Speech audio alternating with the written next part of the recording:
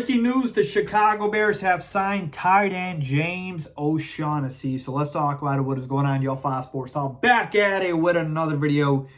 Talking some NFL here to talk about the Chicago Bears. So if you're a Bears fan, make sure to go ahead, hit that big red subscribe button down below. Make sure to follow me on all my social media platforms. And as always, hit the bell icon so you're notified every time I drop a new video. All right, people, we sign another tight end.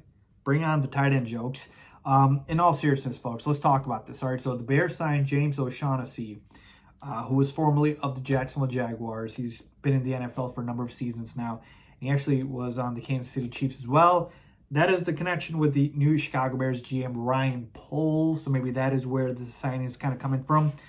But I got to tell you, in terms of James O'Shaughnessy, to me, this signing, I'm a little perplexed here, right? Because as I mentioned, we signed another tight end. So now we have 4 tight ends on the roster, right? You have Cole Kmet, you have Ryan Griffin, Jesper Horsted, and now James O'Shaughnessy. And Shaughnessy is a solid backup tight end. He's had his best season last year or the year after before that, 262 yards on 28 catches, which actually isn't that great. But he is a solid backup tight end who can catch.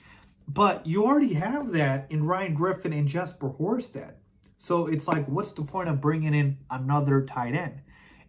Either you have Griffin or you have O'Shaughnessy. I feel like both of them you don't really need, and then you could have Jesper Horsted there as your third guy. But like 4 tight ends. So to me, just thinking about this, I just don't feel like we're going to have all of these guys on the 53-man roster come around the season.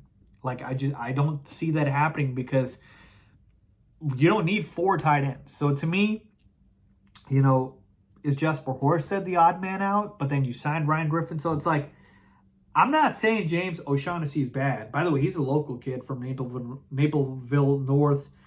Played his college football at Illinois State.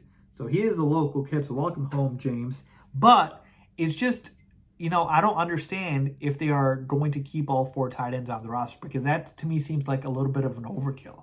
So to me, if I had to pick, obviously Cole Kmet's your starter, and then behind him, I'd probably keep, Ryan Griffin, and then maybe O'Shaughnessy, and then cut Horsted. But again, Horsted's got that reputation, or he's got that rapport, with Justin Fields, and he's a little bit of a good red zone threat, so maybe you keep Horsted. So it's like, I don't really get the signing.